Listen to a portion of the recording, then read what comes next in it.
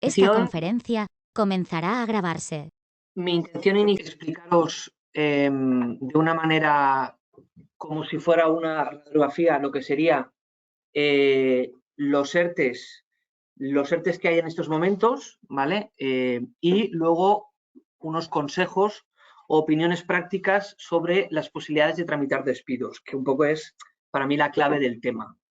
La normativa es la que es, la normativa ha sido más farragosa imposible, llevamos 1 año y 1 mes y no hemos parado de recibir normativa que va renovando y modificando. La primera conclusión es que los ERTEs automáticamente han quedado todos prorrogados hasta el 31 de mayo, algo que ha salido en prensa hasta la saciedad. Y lo primero que me gustaría comentar sería una serie de datos estadísticos que creo que son importantes.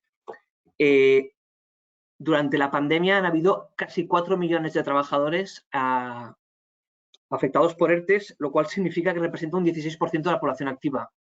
De estos 4 millones, aproximadamente 50% de los ERTEs han sido exonerados o bonificados de cotizaciones.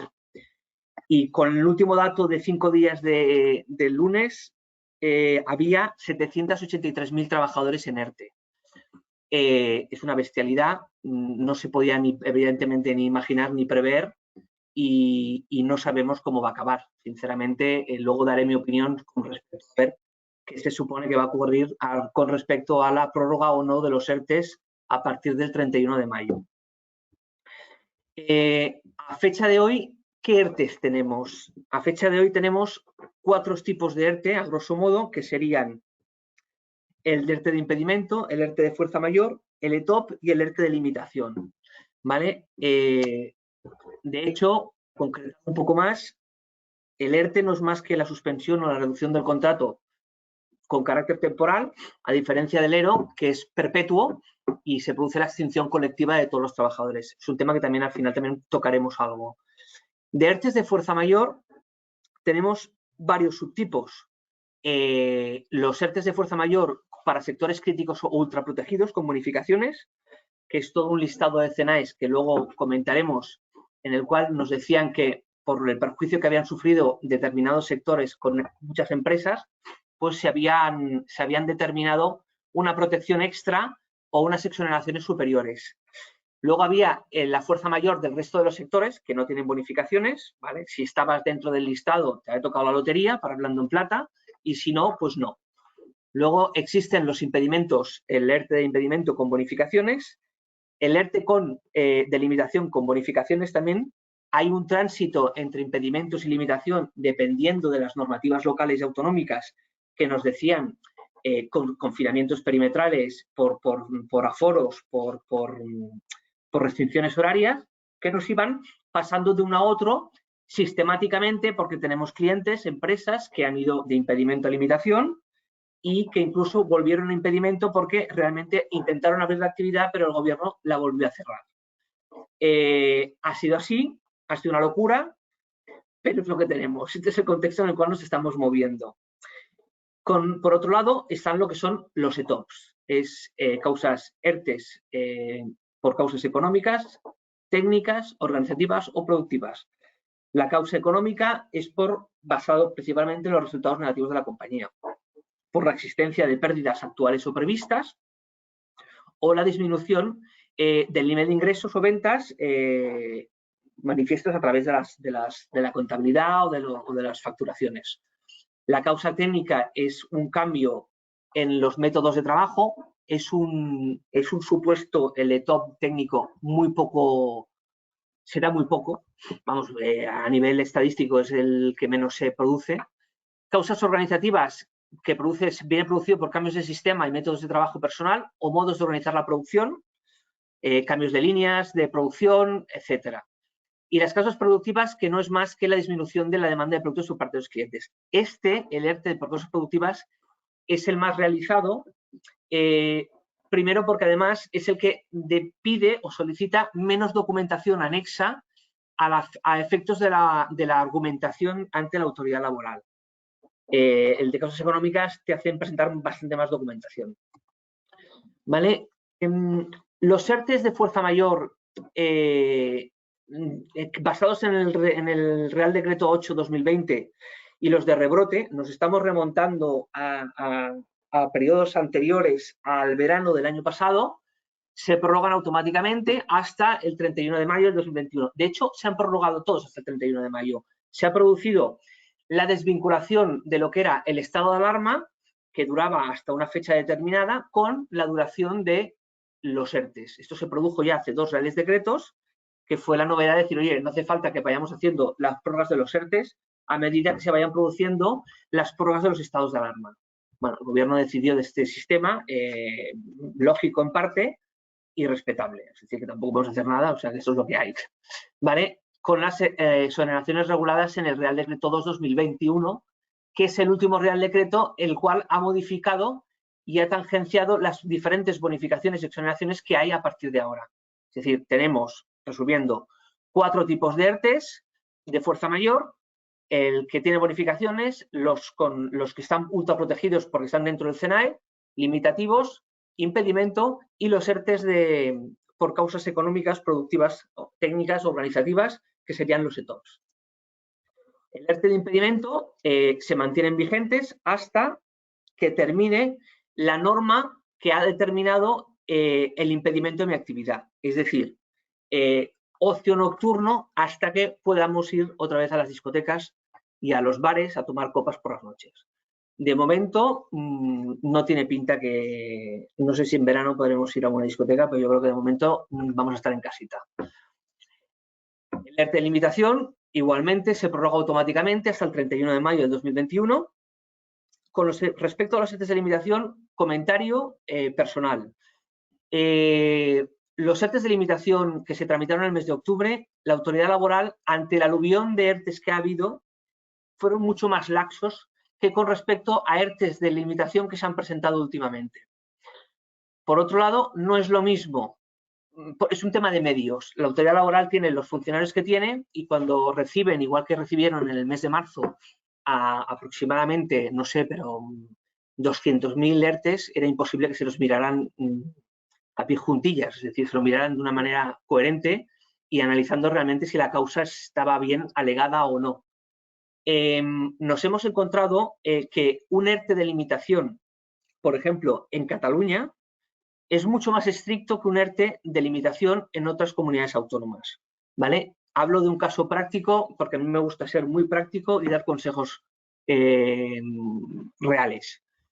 Tenemos distribuidoras, las distribuidoras de bebidas para bares y hoteles, por ejemplo, entendemos que tienen limitada su actividad no de manera directa, sino de manera indirecta, porque el que tiene la limitación es el bar y el restaurante que no puede abrir porque tiene unas limitaciones de aforo y de horario, pero esto en Castilla-La Mancha, por ejemplo, se considera que es una limitación esa empresa que suministra esas bebidas y en Cataluña no. En Cataluña el criterio es que si no tengo una normativa que me limite a mí directamente, a mí, empresa distribuidora, que me impide hacer mi actividad, no existe la limitación y los deniegan. Ahí lo dejo. ¿Vale? El ERTE de impedimento, este es una página activa. Los ERTE de impedimento tienen bonificaciones o exoneraciones, las empresas de menos de 100 trabajadores el 100%, las empresas de más de 50 trabajadores un 90%, evidentemente todo hasta el 31 de mayo. Luego no sabemos qué pasará, si será hecatombe, pero de momento hasta esta fecha lo tenemos garantizado. Los ERTEs de fuerza mayor de restricciones anteriores al 1 de octubre del 2020 mantienen su vigencia, son ERTEs que venían ya limitados, se prorrogan, pero tienen las mismas exoneraciones que los ERTEs de fuerza mayor por impedimento, es decir, el 100 y el 90%. Sobre la jornada de ERTE. Las exoneraciones de ERTE de fuerza mayor por limitaciones o rebrotes son del 100%, 90, 85 y 80, empresas de menos de 50 trabajadores, con respecto a los meses de febrero, marzo, abril y mayo. Si las empresas tienen más de 50 trabajadores, es un 90, 80, 75 y 70% con respecto al número de trabajadores los meses de febrero, marzo, abril y mayo. Sobre la base de cotización.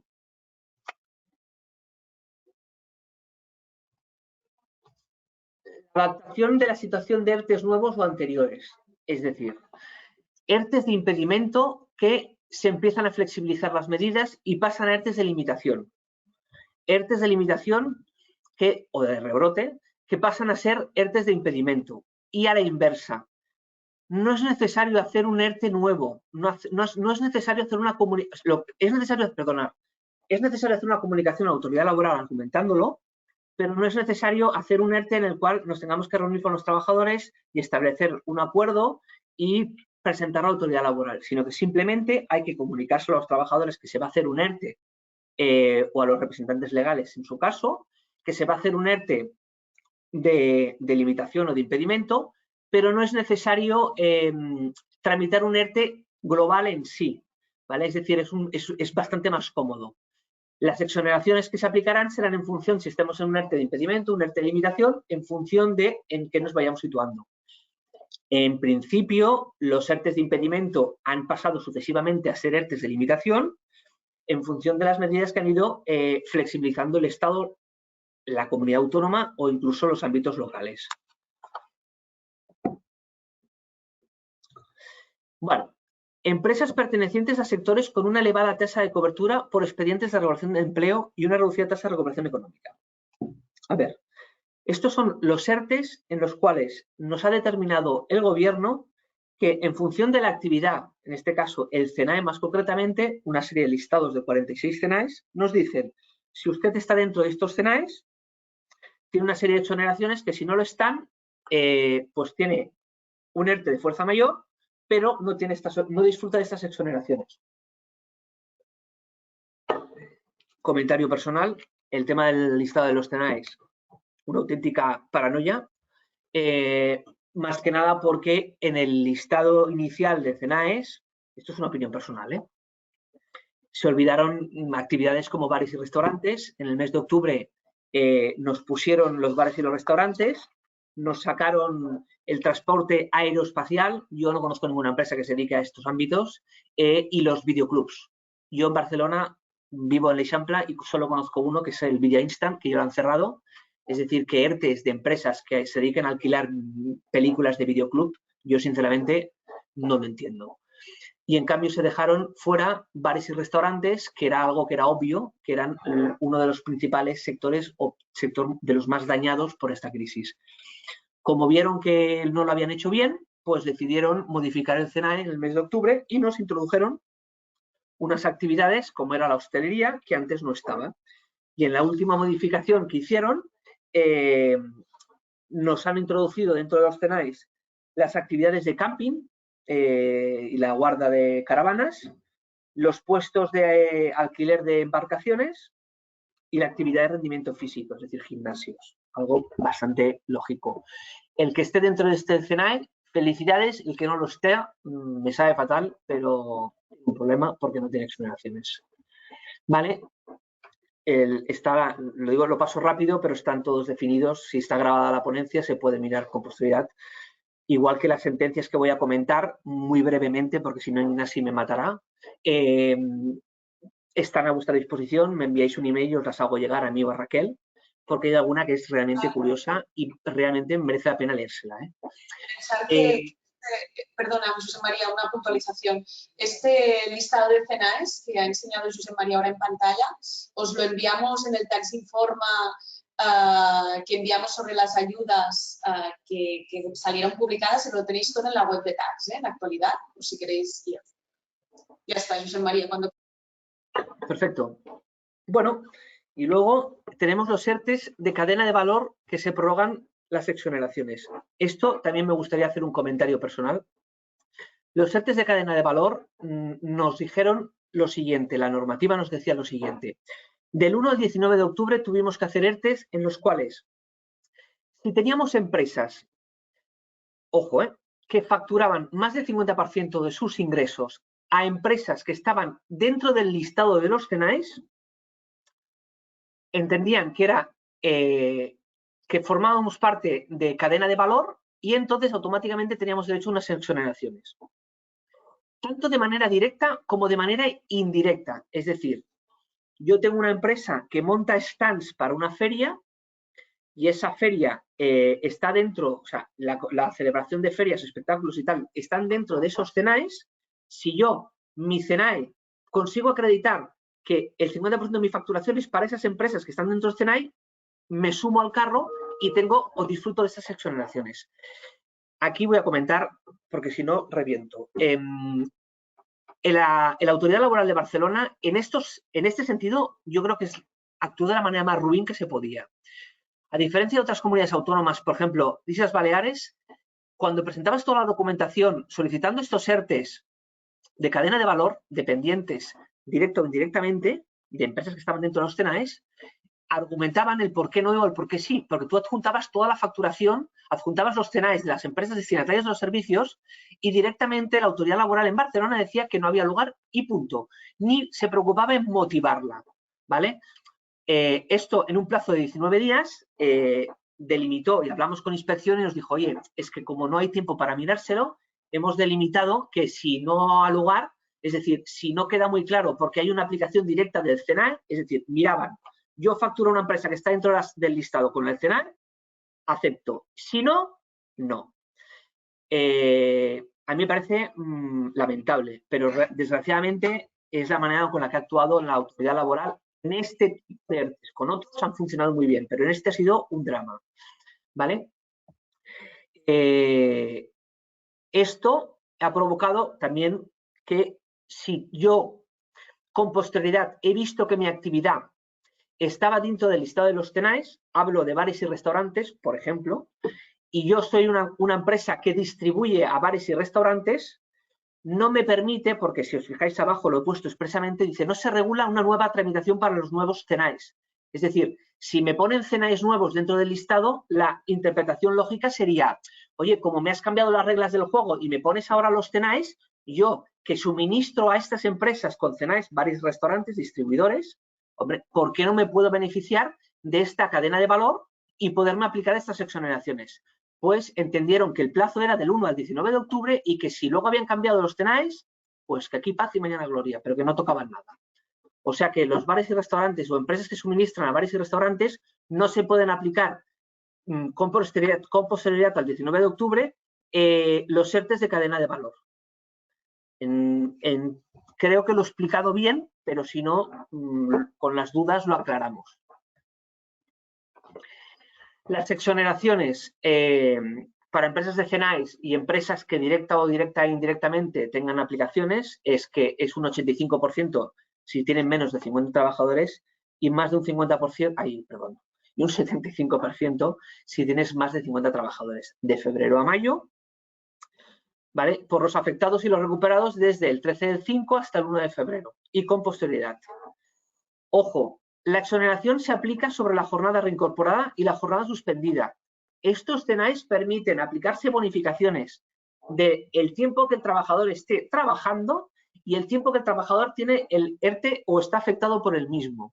Ojo, porque los beneficios fiscales, los beneficios sociales son bastante superiores con respecto al resto. Por eso incido que si estoy dentro de la lista de los CENAEs me ha tocado la lotería y si no, pues no. Mismas exoneraciones de los CENAEs, los de cadenas de valor, ERTEs CENAEs que pasen a un ETOP antes del 31 del 5 del 2021, ¿vale? Tienen las mismas exoneraciones. Los ERTEs de cadena de valor que pasen a un ETOP, lo mismo. Y los ETOPs con derecho a exoneraciones en base al Real Decreto 30/2020 y que estén dentro de los CENAEs. Es decir, los ETOPs los ETOPs por causas económicas organizativas que a raíz de la publicación del CENAE su actividad estaba dentro, me podían aplicar las exoneraciones. Si no estabas dentro de ese listado desde CENAE, yo tenía un ETOP y no me podía aplicar las exoneraciones. Las exoneraciones con los ERTEs de impedimento es del 100 o 90% sobre la jornada suspendida. En los de limitación es el 100, 90, 85 y 80 sobre la jornada no trabajada. Esto es febrero, marzo, abril y mayo. El porcentaje va escalonadamente hacia abajo. Y los que son de CENAE es un 85-75% sobre la jornada reincorporada y desde el 13 de mayo del 2020 hasta el 1 de febrero del 2021 sobre la jornada trabajada y la jornada suspendida. Hasta el 31 de mayo. ¿Vale? Los ETOPs. Bueno, esto es para dar aparte, comida aparte.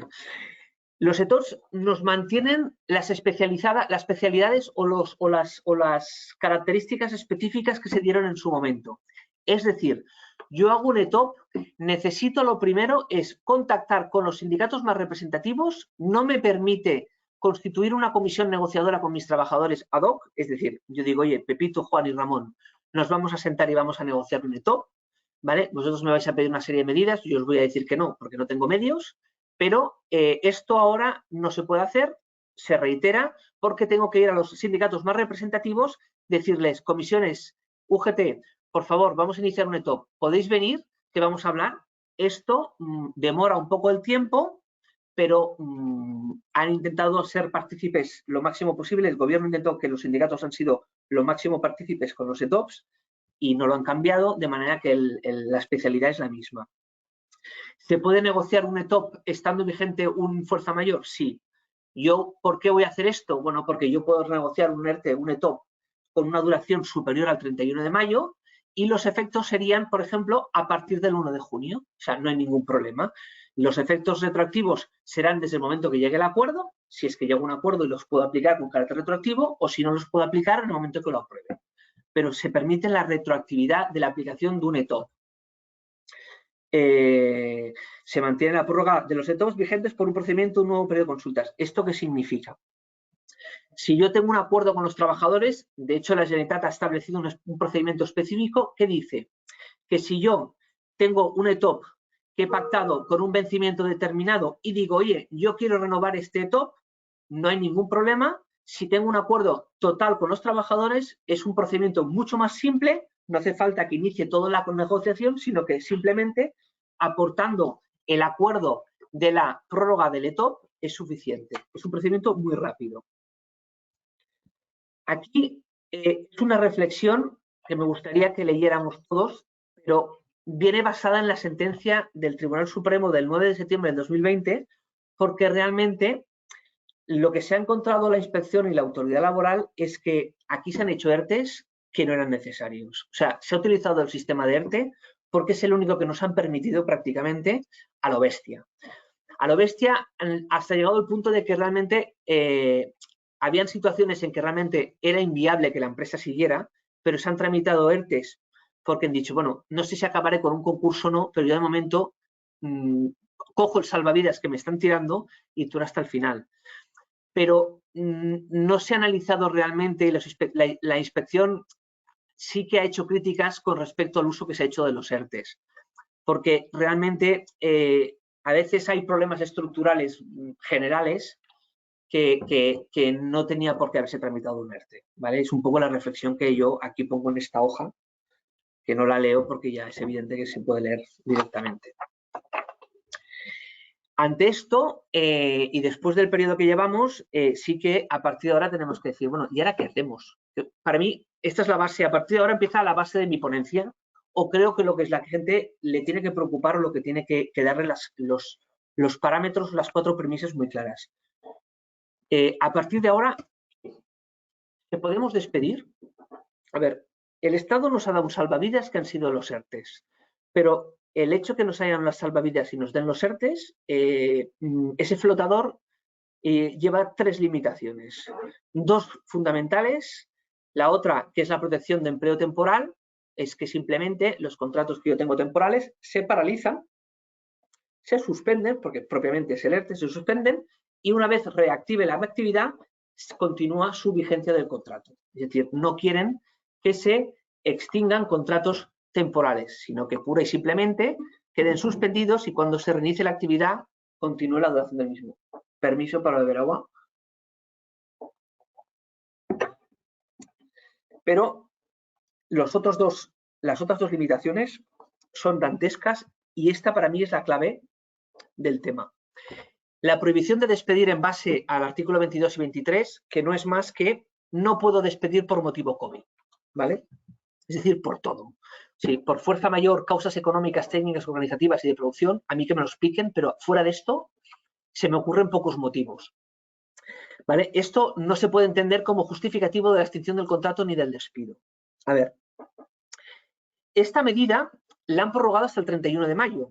Es decir, hasta el 31 de mayo yo no puedo despedir a nadie por un motivo COVID. Sí que puedo despedir a alguien, y esto es una apreciación personal mía y del despacho, no entiendo, es que si el despido es un despido disciplinario, ese despido disciplinario, que en principio la norma dice que tendría que ser declarado judicialmente de manera procedente, la cual cosa es un sinsentido, porque si yo despido a alguien para decirle que ha robado, ¿vale?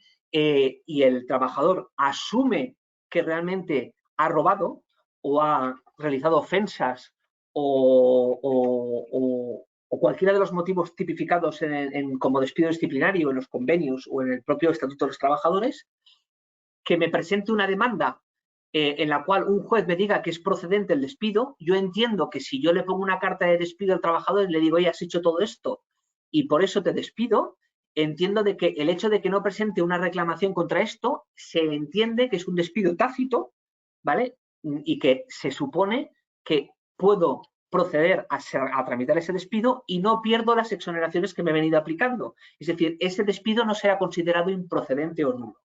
¿Vale? Porque el otro problema que tenemos y la otra excepción es que si presentamos un concurso, ¿vale? Si hay un concurso, las exoneraciones no las pierdo del mantenimiento de empleo, que ahora voy a enlazar con la segunda limitación, que es el mantenimiento de empleo. Como premisa fundamental, si tengo bonificación, tengo mantenimiento de empleo. O sea, cuanto más me bonifico, más prórroga del mantenimiento de empleo tengo. Es decir, yo me puedo encontrar con ERTEs que finalizan su periodo de 6 meses de bonificación, ¿vale? De exoneración, me continúo aplicando el ERTE o hago un ERTE nuevo, me vuelvo a aplicar las exoneraciones y los 6 meses se vuelven a computar.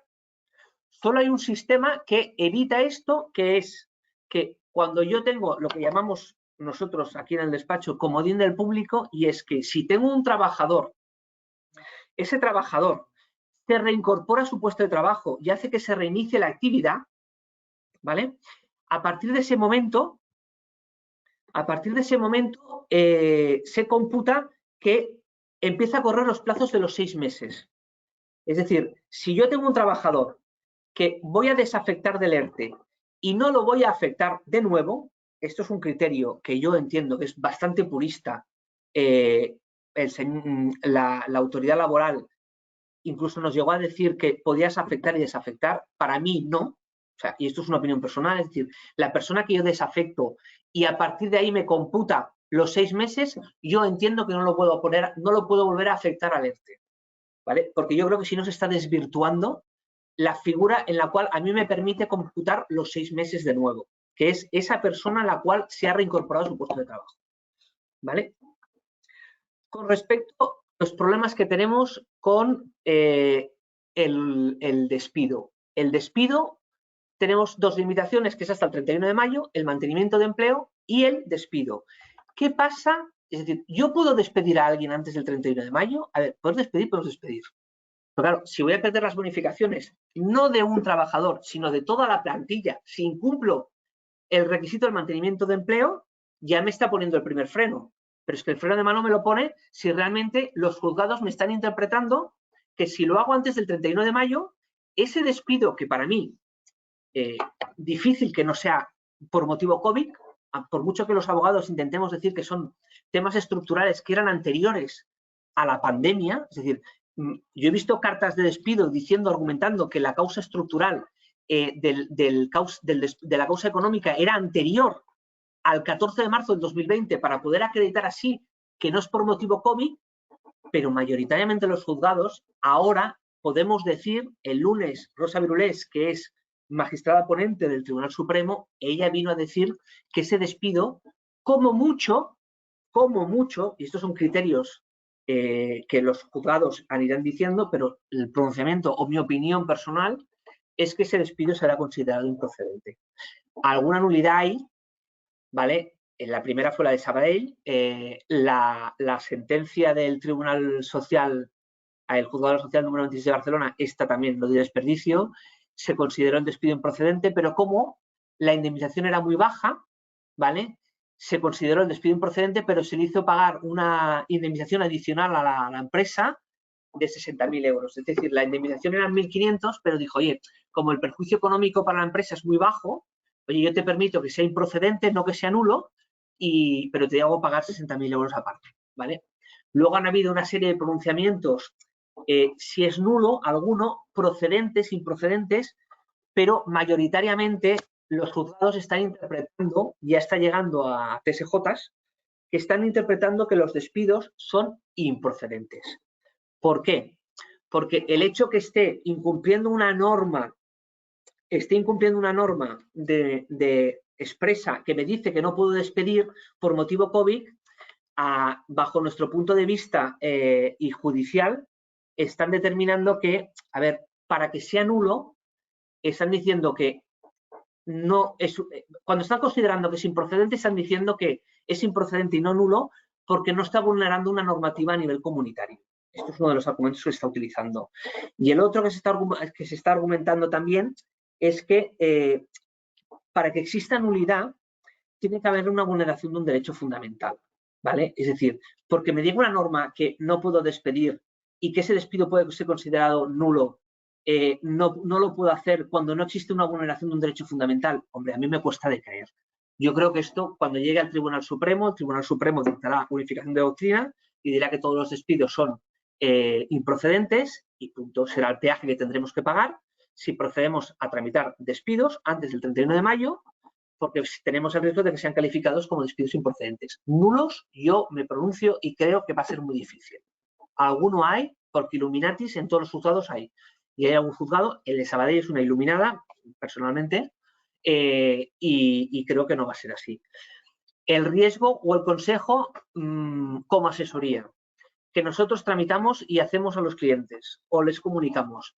Yo todos los despidos que estamos tramitando antes del 31 de mayo, la obligatoriedad de pactarlos en el CEMAC, porque ante la posible espada de Damocles de una nulidad, teniendo en cuenta que los juzgados de lo social están citando vistas para el 2023, cuidado, yo tengo un cliente diciendo, oye, como el juez, el que sea, del juzgado, el que sea, de la comunidad autónoma, la que sea, determine que este despido es nulo, le voy a tener que reincorporar a ese trabajador porque la potestad la tiene el propio trabajador, que es el que decide si busca su nulidad, la reincorporación, o bien escoge cobrar la indemnización del reconocimiento de la improcedencia, pero esto, si nos vamos a 2 años vista, el importe puede ser sustancial. Es decir, nosotros recomendamos que en el caso de que se tenga que despedir, que bajo todos los preceptos civiles o criminales, que por favor se tramite a través de se reconozca la improcedencia del despido.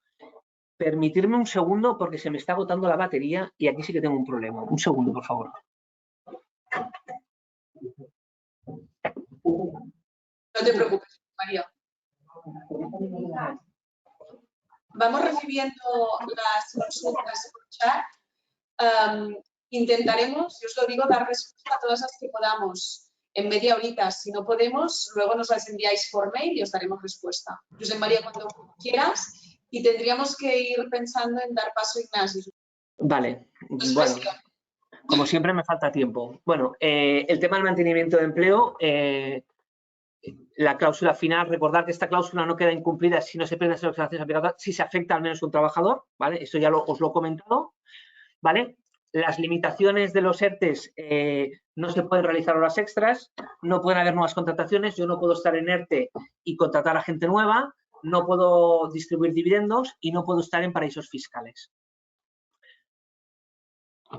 Las prórrogas del desempleo, no hay carencia, es decir, los trabajadores no tienen que tener una carencia previa para tener uso, para poder disfrutar de sus prestaciones de desempleo. La base reguladora se mantiene al 70%, no como antes, que eran los primeros 6 meses el 70% y luego hasta 2 años el 50%, es el 70%.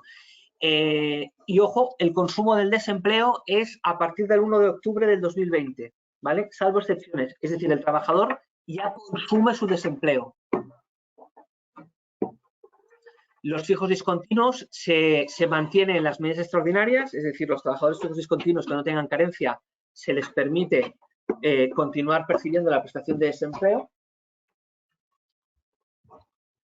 Aquí hay un cuadro de cuándo en principio se podría aplicar, ya podría realizar despidos, ¿vale? Es un cuadro resumen, pero un poco es desde el momento, gracias, nos han puesto batería, gracias.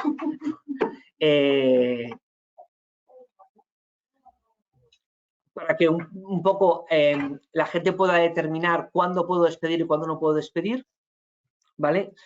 Y luego esto, hago una mención súper rápida, Ignasi, déjame.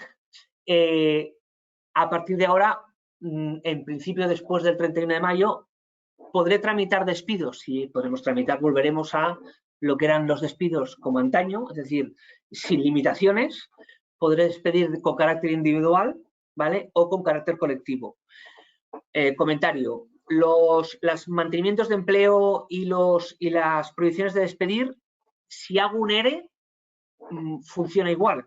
Es decir, porque el ERE lo único que me hace es que concentro a todos los trabajadores y hago un despido colectivo. Me facilita el trabajo a nivel de negociación, porque así negocio con todos en conjunto. Pero pierdo el mantenimiento de empleo y pierdo las bonificaciones. Es decir, si voy a hacer un ERE, también opera. Y luego, importante, los despidos colectivos, cuidado con los despidos goteo. Es decir, se computan los 90 días, es decir, que si en un plazo de 90 días se van poniendo trabajadores, se entiende que se agrupan todos y se tendría que haber realizado un despido colectivo y no un despido individual. El despido colectivo, bueno, aquí os lo explico cómo funciona, pero a grosso modo, negociación con los trabajadores, se pide informe de la inspección y una vez llegamos a un acuerdo, se presenta ante la autoridad laboral para solicitar con una memoria, etcétera, etcétera. Esto lo tenéis todo explicado aquí. Lo digo porque es que si no, no nos va a dar tiempo. Pero sí que me gustaría matizar varias cosas. Una, la diferencia entre el ERE y tramitar el ERE dentro del concurso es mucho mejor a nivel práctico y a nivel económico tramitar un ERE dentro de un concurso que fuera. ¿Por qué? Por dos motivos. Si la empresa tiene beneficios, la empresa se tiene que hacer una especie de capitalización, ¿vale? Con un cálculo actuarial en función de si tengo beneficios pero tengo que reestructurar, tengo que hacer unas aportaciones al tesoro público. Y segundo, y peor, si yo no lo hago a través del administrador concursal, tengo que hacer un convenio especial con la Seguridad Social los trabajadores de más de 55 años. Un suicidio.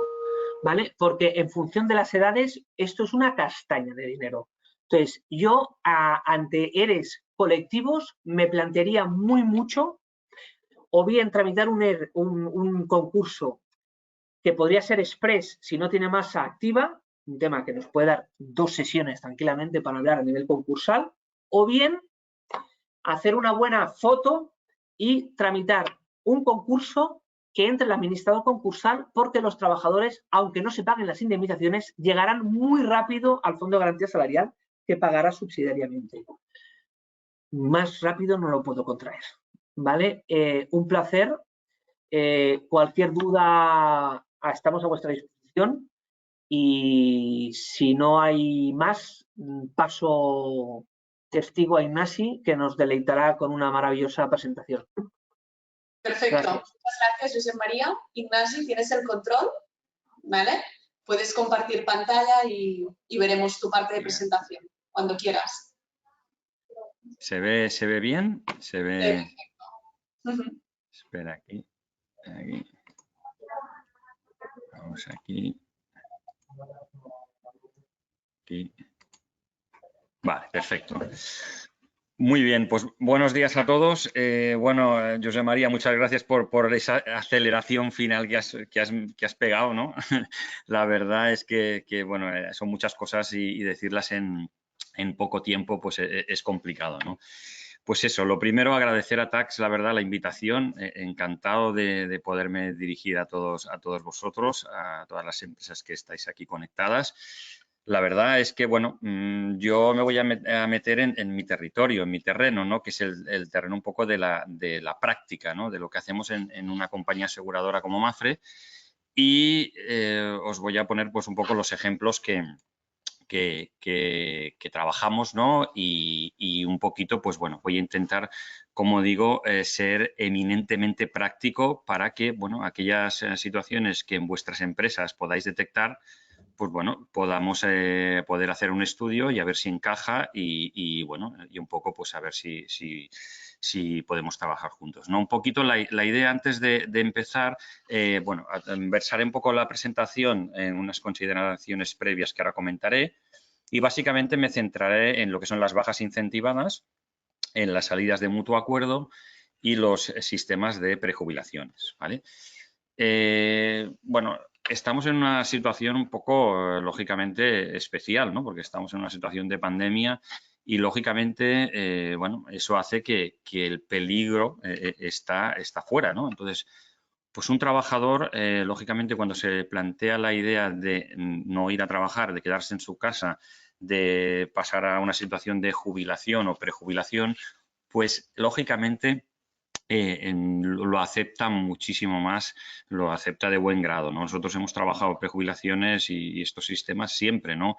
Y antes un poquito más dedicados a la gran empresa, pero ahora, insisto, también primer desmitificación que hay que hacer es que esto también se puede trabajar para empresas pequeñas, microempresas, puede caber estos sistemas que voy a comentar hoy. Insisto, esta situación de pandemia hace que los trabajadores pues se piensen muy mucho esta opción y pues realmente pues decidan aceptar una prejubilación, ¿no? Y lógicamente pues esa crisis laboral hace que las empresas pues tengan muchas veces necesidad de reestructurar sus plantillas porque su facturación puede haberse visto menguada importante, ¿no? Entonces, bueno, otro punto a ver pues es el tema del acceso a la jubilación. Es muy importante que bueno, sepamos que la jubilación no es una obligación, es un derecho, ¿eh? Con lo cual, a un trabajador no puedo exigirle que se jubile, pues bueno, a la edad ordinaria que le toque, 65 o 67 en esta normativa que tenemos ahora transitoria.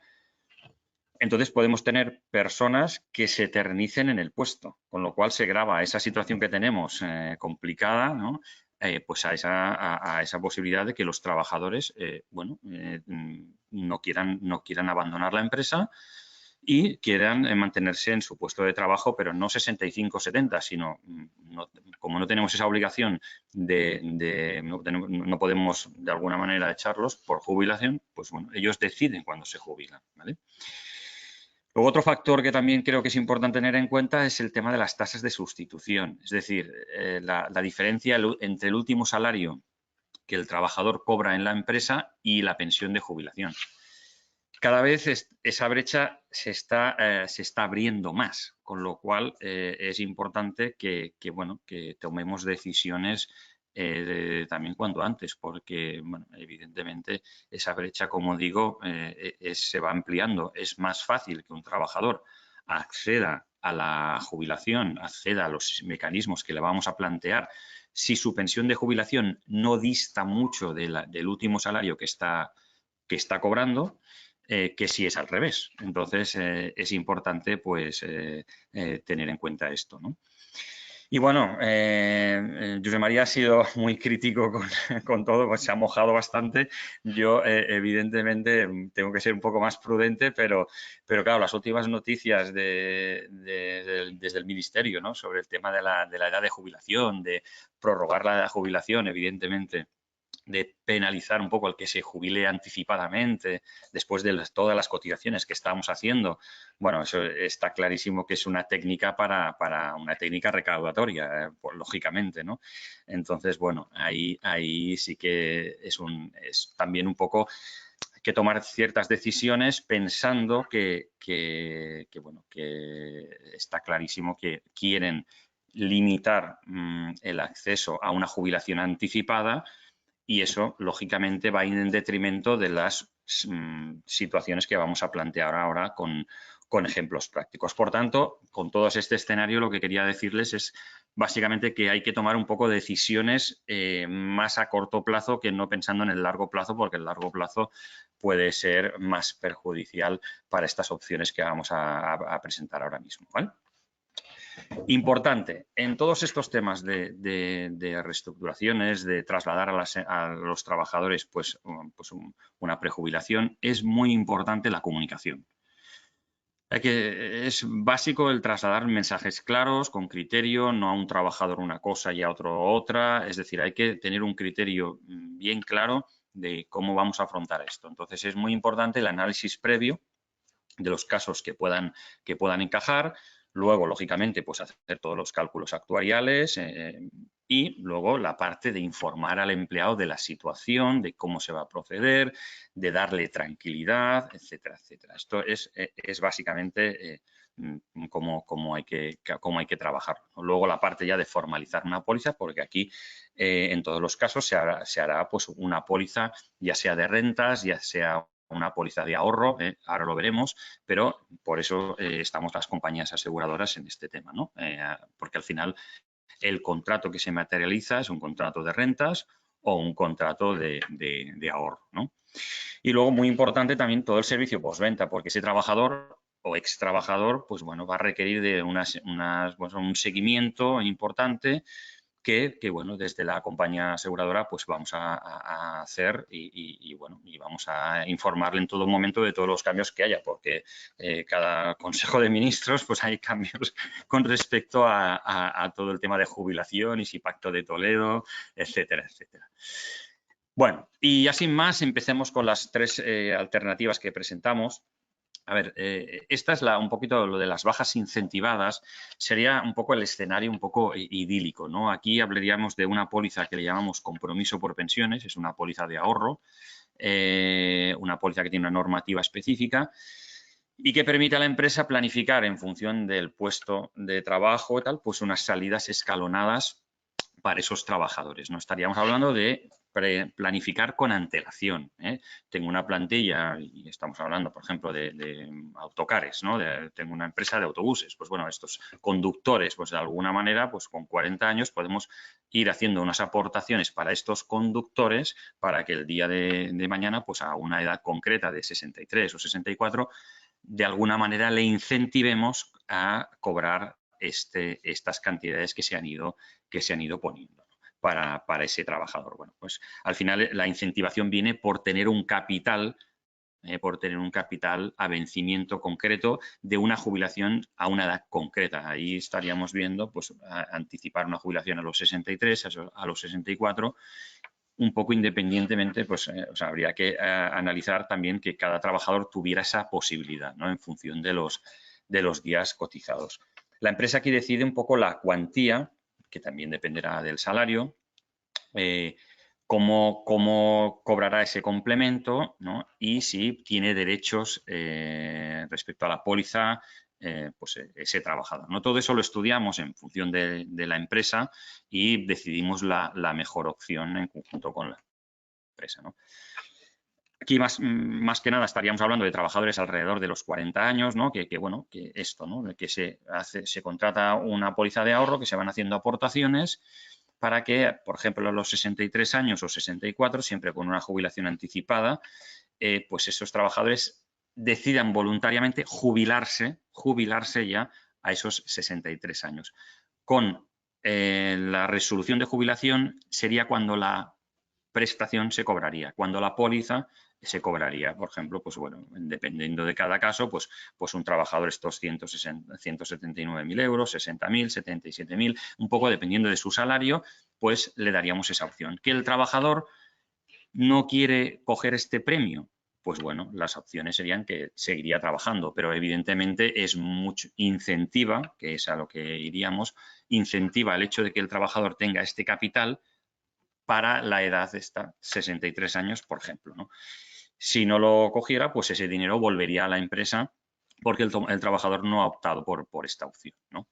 Bueno, esto, insisto, se haría un poco traje a medida en función de cada empresa y iríamos viendo, ¿no? Aquí podremos pues, ofrecer, en este caso, se podría establecer pues, bueno, que esas aportaciones tuvieran pues, una parte de seguro de vida, es decir, si el trabajador no llega a esa jubilación pero fallece por el camino, lamentablemente, pues entonces ese capital acumulado se podría trasladar a los familiares, ¿no? Con lo cual aquí habría pues unas garantías como ejemplo fallecimiento o invalidez también que se podían incorporar y entonces ya no solamente hablamos de una incentivación a la jubilación, sino que otros aspectos casi como de beneficios sociales, ¿no? Por decirlo de alguna manera, porque le incorporaríamos pues, una garantía de invalidez si le pasara alguna desgracia al trabajador o, como he dicho, de fallecimiento, ¿no?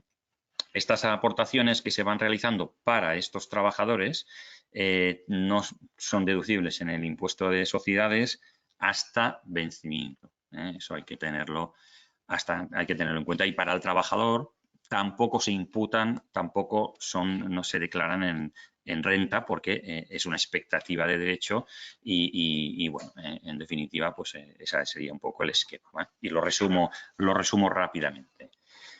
Por otro lado, tendríamos como segundo aspecto, e intento también concentrar todo, hablaríamos de salidas de mutuo acuerdo. En estas salidas de mutuo acuerdo, pues bueno, hablaríamos, pues bueno, aquí pues un poquito es esto, ¿no? Sobre la extinción de la relación laboral. Aquí no es el trabajador el que accede como un premio a la jubilación, sino que es un acuerdo entre el propio trabajador y la empresa de dejar de trabajar, ¿no? Un típico acuerdo. Aquí no estaríamos hablando de una prestación por desempleo, como tampoco en el anterior caso. No estaríamos hablando de un acceso a la jubilación directa.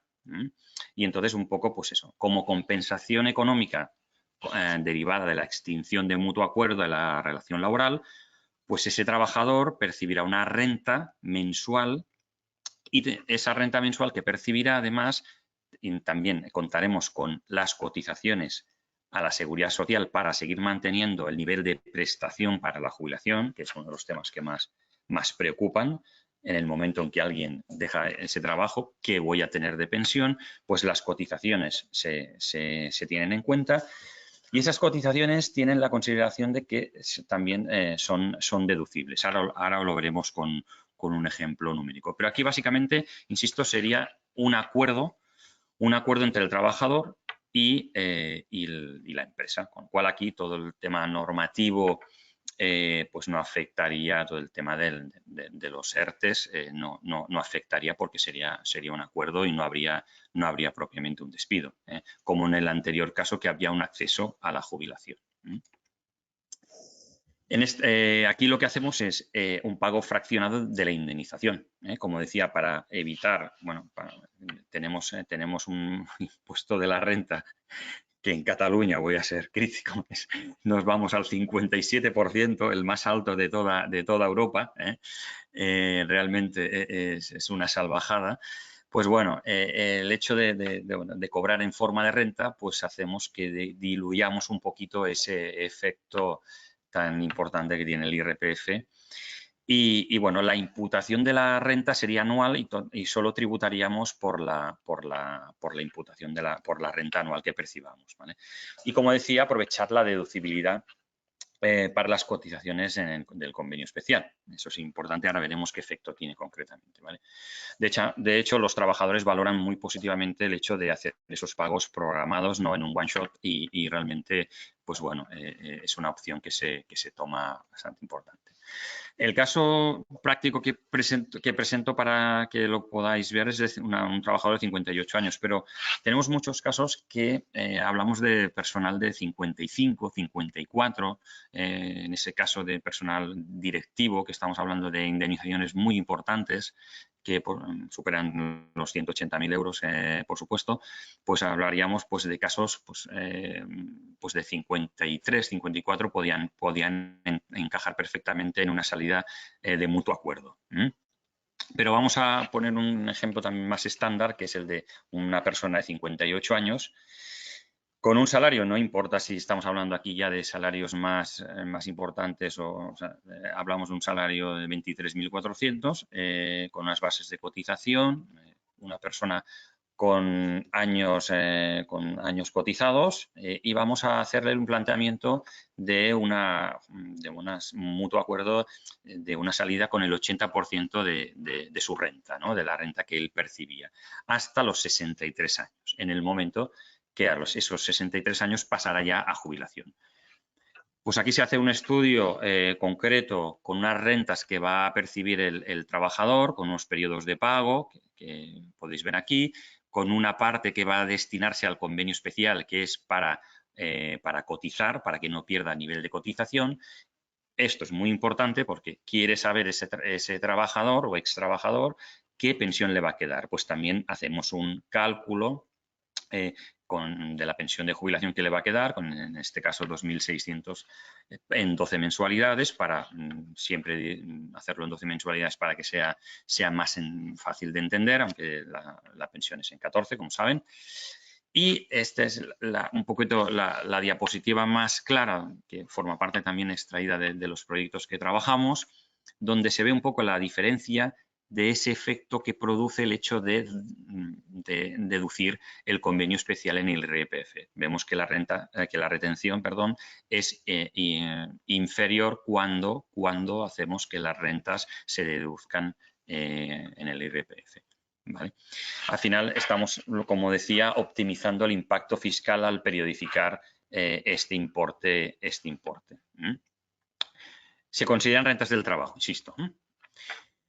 En ese ejemplo, que es un ejemplo real, pues bueno, claro, la empresa que tiene que plantearse que supone que este trabajador esté trabajando hasta los 63 años, siendo 63 años pues la edad que se puede jubilar anticipadamente, pero el trabajador puede optar por seguir trabajando hasta los 65, su edad ordinaria, que pueden ser 67 o hasta los 70, ¿no?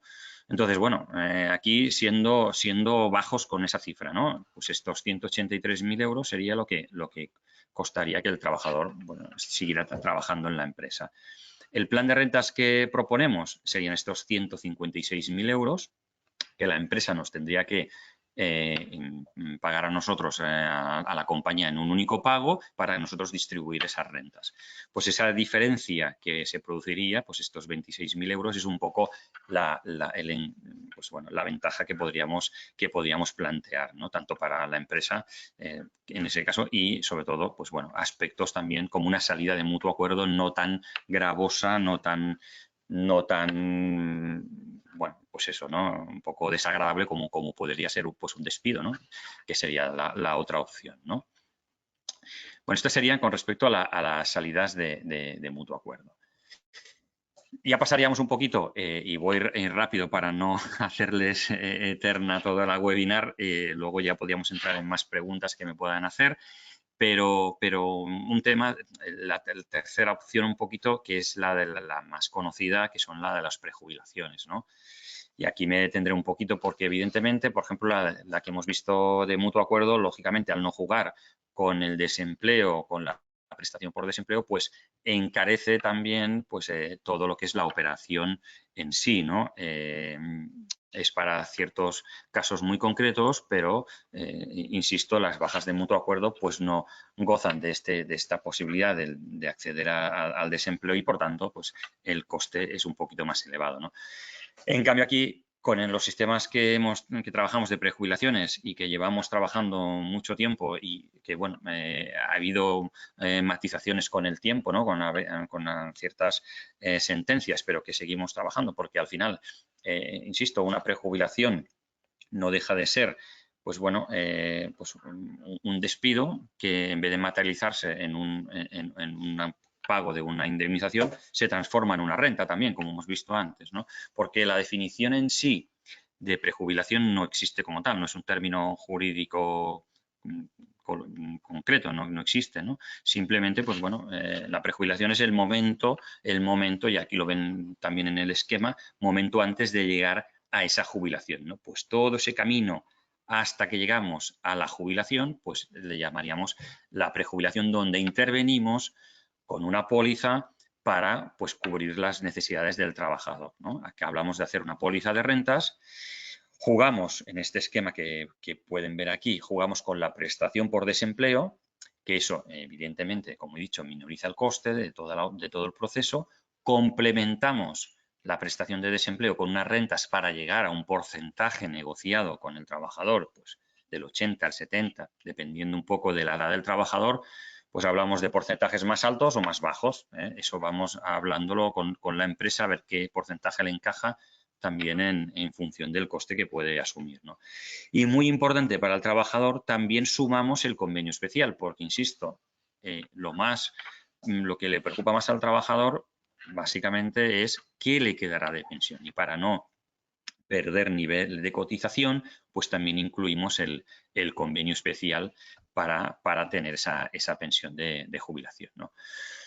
Pues formalizamos una póliza de rentas, como he dicho, y este acuerdo de alguna manera rubricamos en el CEMAC. El CEMAC es SMAC en Madrid, porque es importante tenerlo bien documentado, y no dejar ningún documento previo, porque evidentemente no se pueda decir que hay una negociación. Evidentemente todos los despidos al final tienen una negociación, está claro, pero aquí lo que no podemos hacer es dejar ninguna constancia por escrito de que haya esa negociación. Se produce un despido, por eso vamos al CEMAC a dejarlo claro, y el despido lo único que pasa es que en vez de ser una indemnización en one shot también, pues hablamos de constituir esa póliza de rentas y documentamos también en el CEMAC o SMAC, pues también esas rentas que va a percibir el trabajador, ¿eh?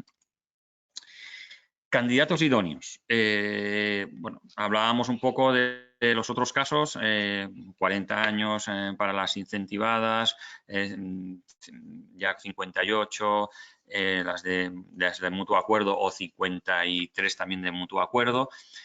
Aquí los casos que nos encajarían en las salidas de prejubilaciones, pues hablaríamos a partir de 57 años. Diríamos que de alguna manera a la empresa le puede también interesar, porque si no el coste también se dispara. Es muy importante que hablemos de trabajadores que tienen cierta antigüedad, no menos de 15 años.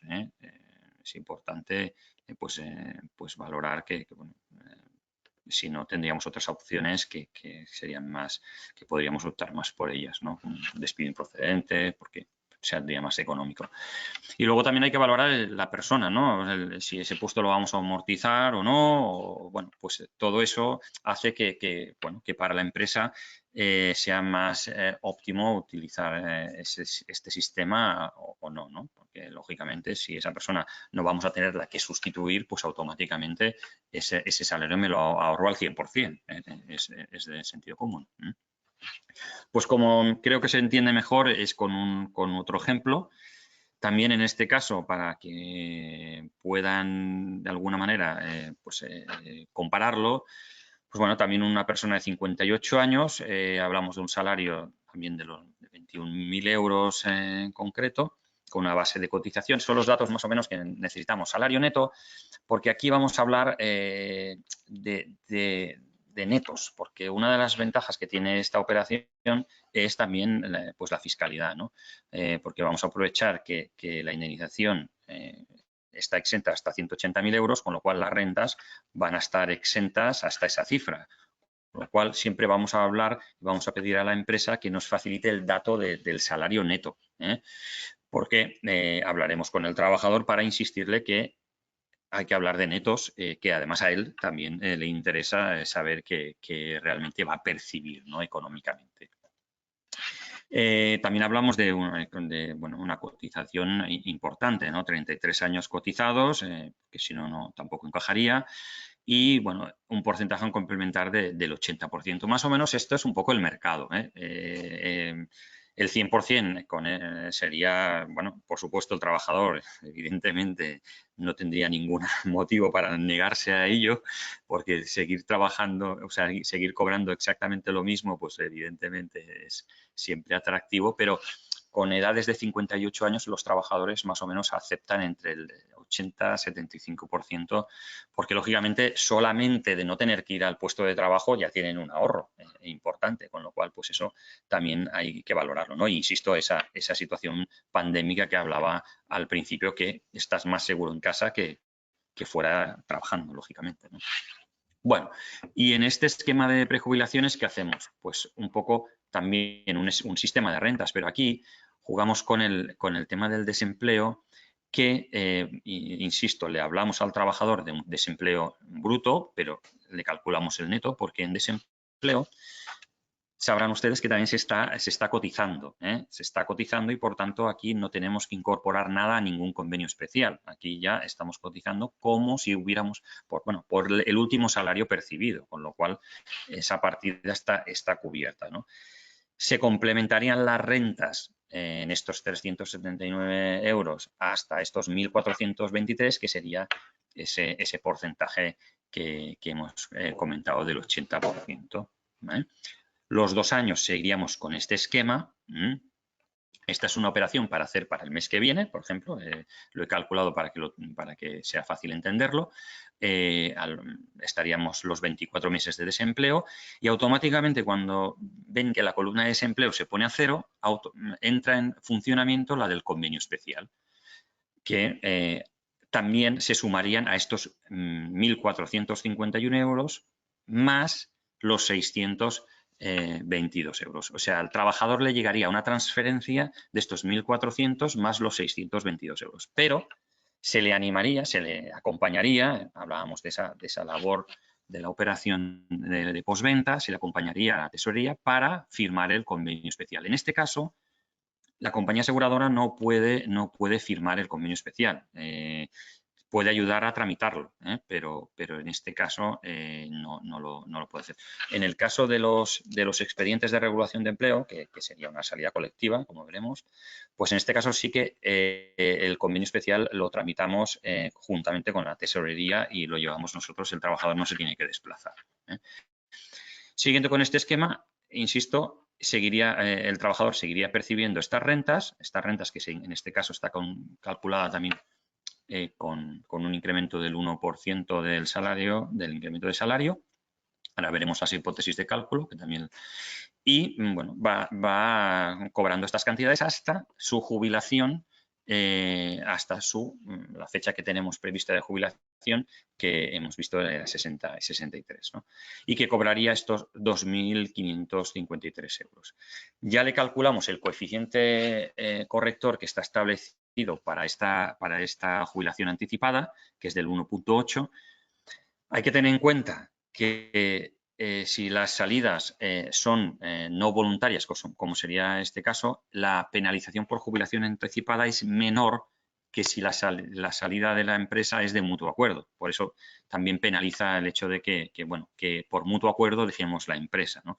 Como igual que el acceso a la jubilación. El acceso a la jubilación lo podemos anticipar 4 años en el caso de que la salida haya sido no voluntaria, pero solamente 2 en el caso de que el cese no haya sido no voluntario, ¿no? Tener todas estas cosas en cuenta son muy importantes para ver qué planteamiento se traslada a la empresa y al trabajador, lógicamente.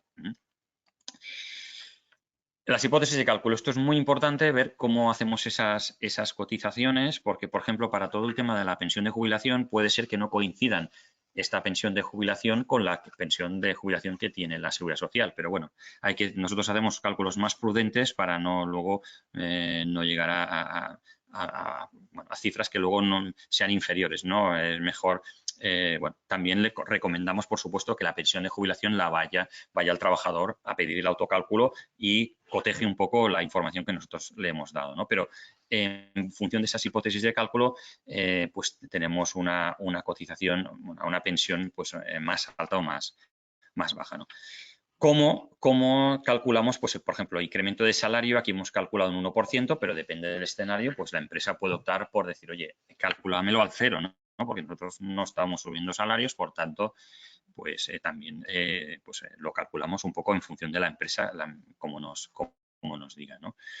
Y bueno, igual que todo el tema del salario neto. El salario neto, pues, ¿qué incluimos en el salario neto? Pues incluimos el coche, si tiene coche o no lo incluimos. Pues todo esto es un poco el objeto de negociación bueno, que esto hay que prepararlo muy bien para luego no entrar en debate mejor al trabajador. Insisto, en esta labor de comunicación hay que darle un poco el esquema totalmente hecho, ¿no? En este planteamiento que explicábamos, de prejubilaciones para este trabajador, pues bueno, que el trabajador se jubile a los 65 años, el coste que tiene para la empresa, estamos hablando de estos de 190.000 euros. Insisto, 65 años, no ordinaria, porque puede ser 65 y 7 meses, o sea que pues pueden ser incluso pues más, como decía, ¿no? Insisto mucho en esta idea de la voluntariedad del acceso a la jubilación. El despido improcedente estaríamos hablando de 96.000 euros y la opción de rentas, la opción de prejubilación, hablaríamos de estos 81.000 euros que costaría la operación, ¿no? Por tanto, es una opción bastante más interesante, ¿no? Bueno, y hablaríamos de los despidos colectivos, que sería más o menos pues, lo que hemos visto para los individuales, pero que también trabajamos los despidos colectivos.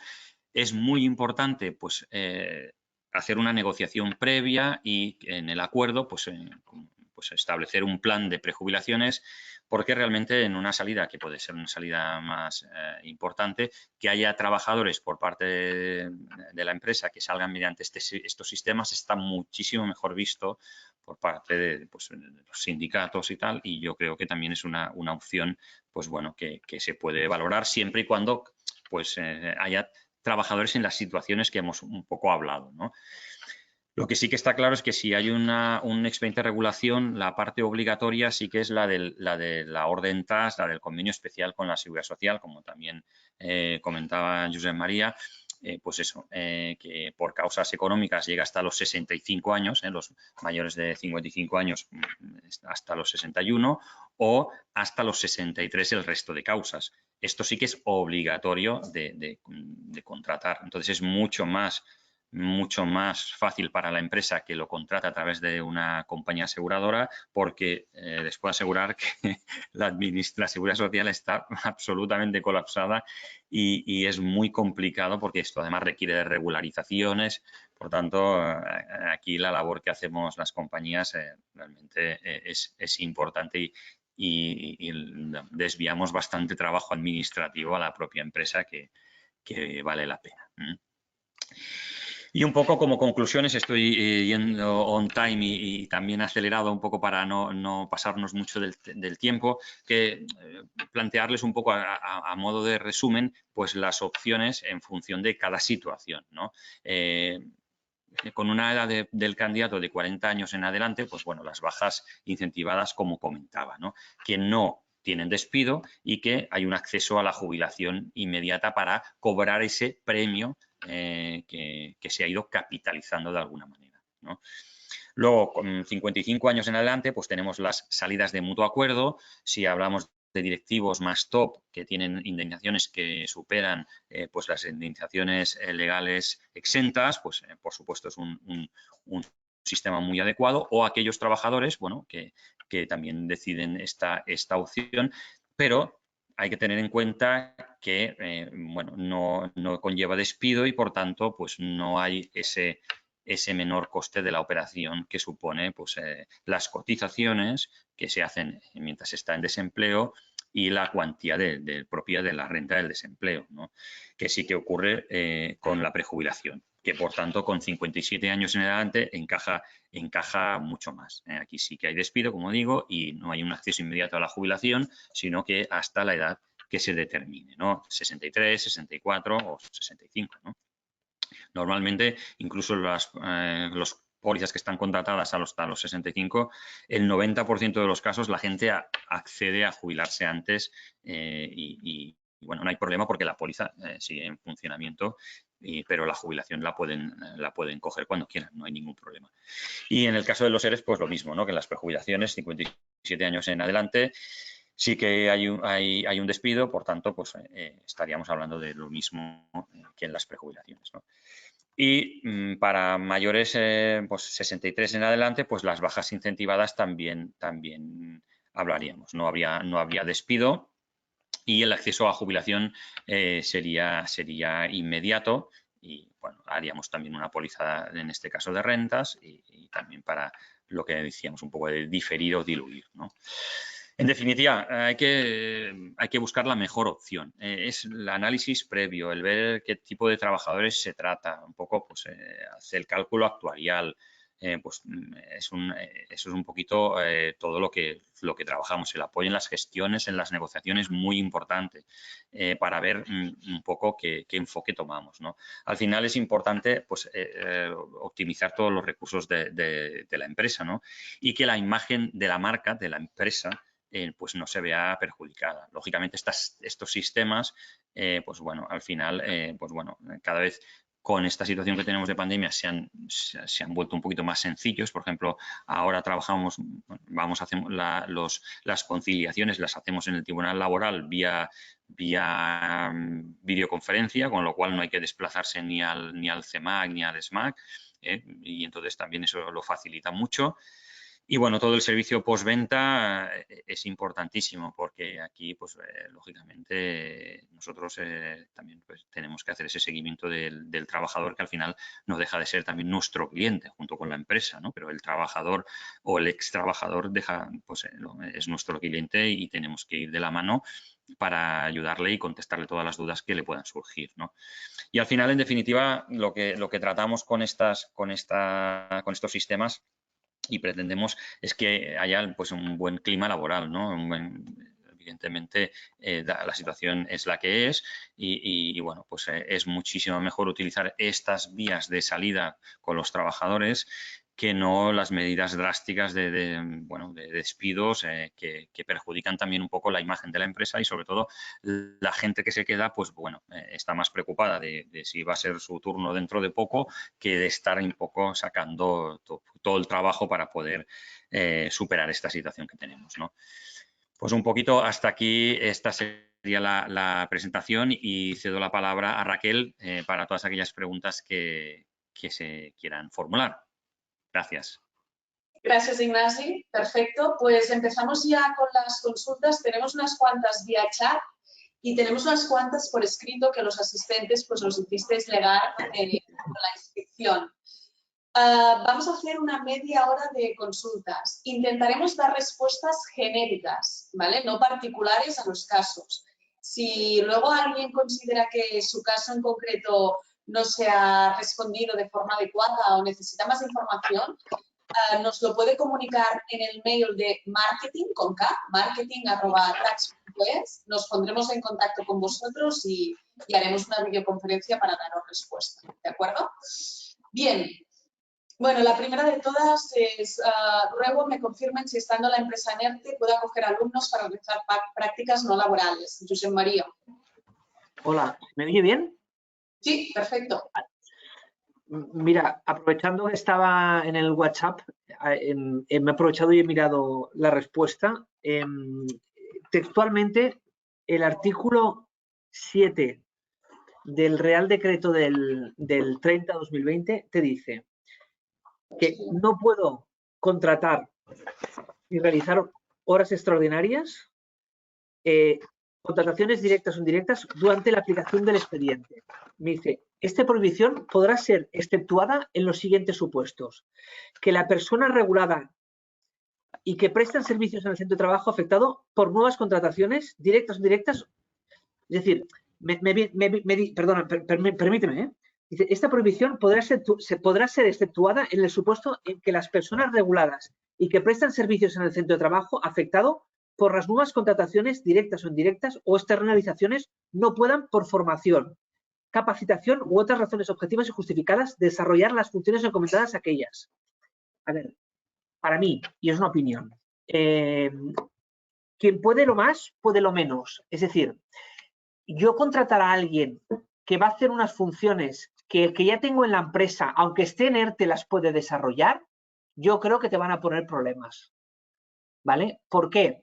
Porque no es que vas a realizar algo que no sepan hacer los que están, sino que yo seguramente utilizaré un convenio de colaboración empresa-universidad o un contrato en prácticas y va a hacer un trabajo que están habilitados los que están trabajando y están en ERTE, bueno, los que están en ERTE, pero miembros de tu plantilla que pueden realizar ese trabajo. Pensar que cualquier contratación que se hace ahora, hemos tenido más de 40 inspecciones por nuevas contrataciones, porque como es un filtro informático, automáticamente empresas están en ERTE y ven la inspección que hay una nueva alta, la comprueba. Y cuando la comprueben, tendrás que argumentar por qué contratas a un alumno. Es difícil de justificar. Mi opinión, yo no me la jugaría. Mi voto es que no. Perfecto, gracias, José María. Fina nos dice, a una empleada le vencía el contrato pocos días después del inicio del estado de alarma. Ahora nos dice la tesorería que la hemos de hacer fija. Nosotros estamos esperando para poder despedirla, que no lo hemos hecho porque estamos aún en ERTE. Si la hacemos fija, ¿cuánto tiempo ha de pasar para despedirla?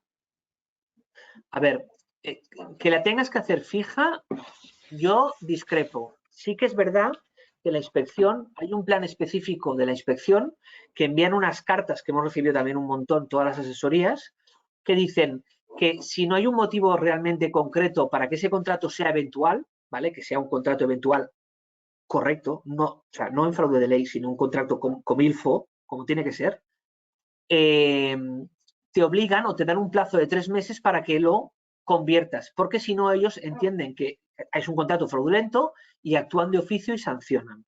Entonces, que yo tenga un contrato que el vencimiento es justo cuando se inicia el estado de alarma, hombre, a ver, yo creo que ese contrato en algún momento ya lo podré vencer, porque salvo que el contrato tenga una duración todavía pendiente de ejecutar de muy largo plazo, pero en algún momento yo he vuelto a mi actividad al 100%, habría que ver qué actividad es, pero yo a partir de ese momento que ya podría producirse la extinción del contrato por vencimiento del mismo, pagando la indemnización de 12 días, que es lo que corresponde. Pero yo entiendo que ese contrato se podría justificar ante la inspección el no tenerlo que convertir en indefinido, ¿vale? Y si luego con posterioridad despedirlo, yo lo veo factible. Perfecto, José María, gracias. Ana Vilaseca nos pregunta, ¿qué CNAE aplicarías a una cadena de perfumerías? En la lista de CNAE 47, venta al detalle, no veo la palabra perfumería. Gracias. Uy. Pero esto al final tiene que ver en qué CNAE está, ¿no? ¿Ella? Sí, el CNAE lo determina la actividad que tú haces.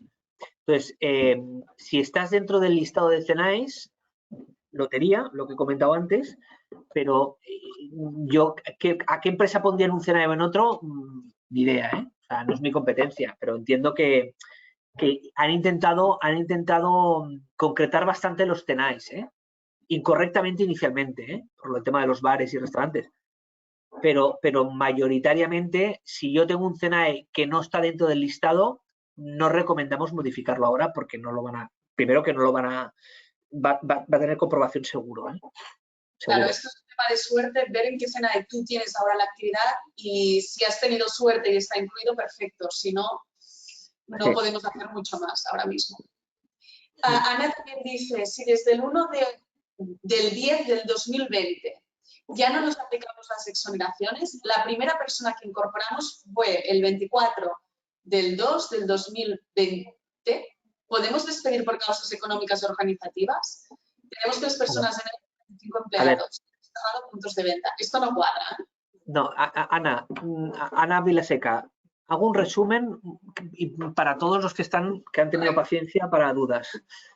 Hay 2 limitaciones.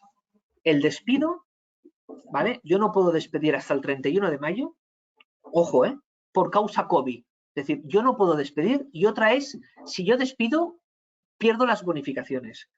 Si yo he desafectado a un trabajador en la fecha que me estás poniendo aquí, no tienes ningún problema en la pérdida de bonificaciones. Pero la otra limitación no la cumples, porque yo voy a despedir a alguien antes del 31 de mayo. Es decir, por esta primera premisa no puedes despedir, ¿vale? Porque, ¿qué puede pasar? Tú haces un despido basado en motivos COVID, que es el 99% de los despidos, porque es que no hay otro, porque es una causa económica, productiva y tal, pero realmente es por el COVID, y te van a decir, te presentará una demanda el trabajador y cuando llega al CEMAC, nosotros te recomendamos que lo pactes como un despido procedente, porque si no, si va al juzgado, tiene riesgo de nulidad. O sea, improcedente o nulo. Si es nulo, vas a tener que pagar los salarios de trámite desde el momento que se ha producido la sentencia hasta el momento que tú lo comunicaste la fecha del despido. Entonces, yo hasta el 31 de mayo del 2021 sería muy, muy cauto en despedir a gente, porque lo peor que me puede pasar, o lo mejor dentro de lo peor, es que voy a tener que pagar 33,45 reconociendo la improcedencia. Si no, hay un riesgo de nulidad. Me parece que todas las preguntas van un poco en esta línea. Y Es con decir, esta hay los límites hasta el 31 de mayo. No puedo despedir por motivo COVID, que es todo. Y segundo, si despido antes de esa fecha, tengo el riesgo de perder las bonificaciones si no he desafectado a algún trabajador previamente, porque ese trabajador me va a computar los 6 meses. Correcto. ¿Vale? Con esta respuesta, José María, damos respuesta a muchas consultas que nos han hecho empresas vía mail. Por eso lo he hecho. Sí, como Flos Navarro, que nos hacía esta consulta y también nos hacía los 6 meses de mantenimiento de la ocupación cuentan para el empleado que quieres despedir o desde el primer empleado de la empresa que quitaste del ERTO. No, desde el primer trabajador que quitaste. Pero si yo hago otro ERTE y me aplico bonificaciones, son 6 meses más 6 meses. Pero si yo tengo el ERTE de fuerza mayor inicial y ya he recuperado un trabajador, ese trabajador es el que me indica el periodo de los 6 meses. Perfecto. Jordi Magallanes nos pide, esto José María es un tema ya más de la propia producción laboral, ¿eh? Vamos a ver. En caso de fusión de 2 empresas en ERTE que tienen el mismo administrador, ¿cómo se deben hacer las comunicaciones a la autoridad laboral? 2 empresas que se fusionan. 2 empresas que están fusionadas y hacen un ERTE con el mismo administrador. ¿Cómo se tiene que hacer la comunicación a la autoridad laboral siguiendo el mismo procedimiento que la habitual? ¿No? Entiendo. Sí. Sí. Lo que nosotros nos hemos encontrado, no sé si va un poco relacionado o a lo mejor no he entendido bien la pregunta, nosotros nos hemos encontrado que empresas que compran unidades productivas de otras, o sea, absorben otras empresas, ¿qué pasa? Ellas tienen su ERTE de la empresa esta, ¿vale? ¿Veis mi mano? Que tiene su propio ERTE, y ahora esta tiene su otro ERTE. Entonces, claro, la autoridad laboral no tiene conocimiento de que, como vienen todos aquí, ¿vale? Esos trabajadores que me vienen de la otra empresa no tienen la comunicación o no, la autoridad laboral no tiene conocimiento de esos trabajadores que están en un ERTE que vienen subrogados. Y en eso, en este caso, aquí en Barcelona, bueno, en Barcelona y hemos hecho 4 comunidades autónomas, lo que hacemos es una declaración complementaria. Yo presento a la autoridad laboral, pero en este caso que me estás comentando, Raquel, o este compañero, o este cliente, es el mismo administrador. Es decir, este administrador, yo lo que haría sería hacer una complementaria y explicando, oiga, tengo 2 empresas que hemos juntado y cada una tenía su ERTE y ahora tenemos una comunicación única ante la autoridad laboral. Yo esto lo tramitaría como una declaración complementaria. Es un tema bastante específico, ¿eh? Nos dice Jordi que ya están en ERTE las 2 empresas. Sí. A ver, si las 2 empresas están en ERTE, la nueva empresa no tiene el ERTE concedido a su nombre, porque entiendo que son 2 empresas independientes que se han fusionado en otra. O es que ha habido una escisión de una hacia la otra. Pero si yo tengo 2 CIFs de 2 sociedades, la que está en medio, que será la que va a venir, va a ser de nueva creación, la autoridad laboral no tiene ni idea si tiene un ERTE o no tiene un ERTE. No sabe nada. Hay que decírselo. Absorción por parte de una empresa a otra. Vale. Pues entonces yo lo que haría sería una complementaria indicando que la empresa que ha sido absorbida pasa a formar parte del ERTE de la absorbente. Vale. Eso es lo que haría yo. Perfecto. Nos hacen una especificación sobre la primera pregunta, la de prácticas. Dice así, entiendo que la primera pregunta se refiere a módulos de prácticas no laborales. No hay contratación, solo convenios de colaboración entre empresas dentro de formación. Adelante. No hay contratos laborales en prácticas o formación. Adelante. No lo van a comprobar. Lo que van a comprobar es que sea un trabajador nuevo, ex novo. porque entonces el filtro informático salta y dice, oye, usted está realizando una alta nueva cuando está en ERTE. Pero si son prácticas no retribuidas o convenios, yo entiendo que no es necesario. O sea, perdona, que no es necesario, que es posible, vamos, que se puede contratar. Vale, José María. Es mi opinión, ¿eh? Yo no soy inspector, ¿eh? Ahora mismo en el chat no tenemos más preguntas, pero voy a coger algunas de las que teníamos vía escrito por mail y que creo que no hemos dado respuesta o podemos puntualizar. Suministros Kelonic dice, además de los despidos legalmente que se puedan realizar, ¿es posible una reducción drástica y generalizada de salarios? ¿Hay unos mínimos? Bueno, a ver, yo puedo realizar una modificación de las condiciones laborales. O sea, la norma no me lo impide. Lo tendría que negociar, es un procedimiento específico de la normativa laboral, pero yo puedo realizar una modificación de las condiciones laborales. De hecho, mis manos es una posible solución para conseguir el mantenimiento de empleo, porque yo mantengo el empleo, lo que pasa es que reduzco salarios y el número de personal es el mismo.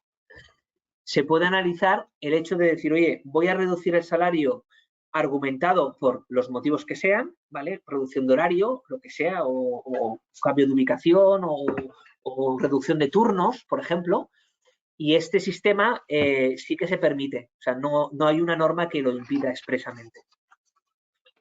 Perfecto. Sí, si me permitís intervenir en esta parte, que había una pregunta de Gilabert Miró que hablaba un poco del tema de reestructurar salarios y en esa situación también tenemos experiencia de muchos directores comerciales pactan con las empresas dejar de percibir cierta parte de su salario para tener una alternativa y entonces hacemos un tipo de póliza que fiscalmente no tiene que tributar hasta el vencimiento y entonces, bueno, también hay alternativas efectivamente a ese recorte en principio de salario, pero no tiene que ser al 100%, sino que hacerlo a través también de una póliza, o sea, negociar pues un tipo de retribución un poco más flexible, ¿no? Pues eso también se puede hacer y nos lo están demandando muchas empresas.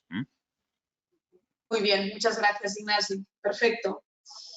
ACAC nos pregunta, en relación a los ERTEs de TOC por COVID, ¿la garantía de mantenimiento de la plantilla implica lo mismo que para los otros tipos de ERTO, al no tener exoneración en las cuotas de la Seguridad Social? No. Lo he dicho antes. Tengo la limitación del despido, pero bonificación en mantenimiento de empleo. Si no tengo bonificación, no tengo nada que reintegrar. Es decir, no tengo el tope del mantenimiento de empleo porque no tengo exoneraciones. Correcto. Gracias, José María. Otra pregunta de Village Protect. ¿Qué opciones tenemos ante la situación de tener un empleado en suspensión total que el cliente por el que realizaba sus tareas ha rescindido el contrato?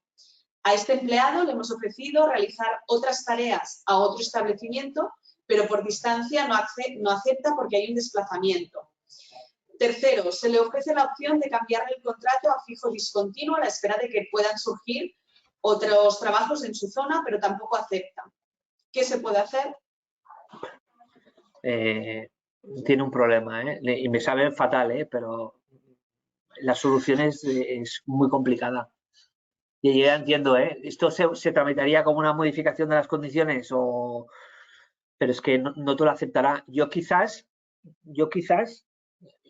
a ver, así en frío, yo quizás tramitaría una modificación de las condiciones laborales asumiendo que acabará en 29, tendré que acabar extinguiendo el contrato porque yo le argumentaré con todos estos motivos que me acabas de decir, le diré, oye, es que no puedo continuar con este puesto de trabajo por estos motivos, entonces yo provocaré, le diré, oye, hago una modificación de las condiciones laborales por los argumentos que te acabo de comentar, pero esta facultad que tiene la empresa, él también tiene la facultad de decir, oye, no se ajusta a derecho y no estoy de acuerdo. Si no está de acuerdo y el proceso lo quiere impugnar, es un proceso específico y esto podría acabar en que si la causa no es real y no está bien justificada, el trabajador puede escoger tramitar la extinción del contrato y cobrar 20 días trabajados con un máximo de 9 mensualidades.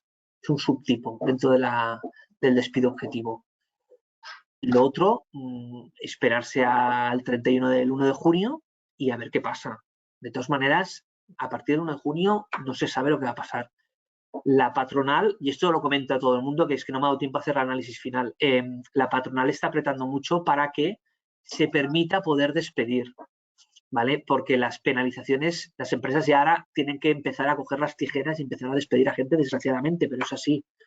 Entonces, los ERTE se van a ampliar, los ERTE bonificados van a estar para sectores, sobre todo como turismo, directo e indirectamente, pero con respecto al resto de los sectores, yo creo que ya van a dejar de haber bonificaciones a medida que se vayan liberalizando las medidas, sobre todo con respecto a los ERTE de limitación. Pero la patronal lo que quiere es que se amplíen los ERTE, pero a partir de ahora, una vez se haya pasado el mantenimiento de empleo, que a lo mejor puede durar 6 meses más 6 meses, pero que se pueda producir ya, se puedan llevar a cabo despidos. Entonces, la otra solución que tiene esta persona es esperarse a partir del 1 de junio y proceder al despido. Argumentar un despido objetivo, que tiene la causa clarísima, y proceder al mismo. Con Es mi esto, opinión. María, damos respuesta a muchas preguntas que teníamos por escrito, que nos decían si teníamos un poco la bola mágica para saber qué pasaría a partir del 31 de mayo. Que no la tenemos, pero... No es mi opinión, ¿eh? O sea, yo no tengo bolas de cristal, pero la patronal es lógico que es lo que en cada renovación de los estados de alarma y la renovación de los ERTEs han tardado tanto en sacar las normativas que las han sacado siempre los sábados y los domingos en el último momento, porque la patronal insistía en que lo que no tenía es el corsé de no poder despedir, porque esto para las empresas es pena de muerte. Entonces, yo creo que más no lo van a poder alargar. Entonces, lo que también entiendo que el gobierno te dice, oye, yo te ayudo, te tiro el salvavidas, pero con unos condicionantes. Es decir, si te has bonificado, no me despidas. ¿Vale? Entonces, es importante. Otra cosa y final. La aplicación de la normativa que prohíbe los despidos, me da igual que la empresa haya hecho ERTE o que no lo haya hecho. Es de aplicación para todo el mundo.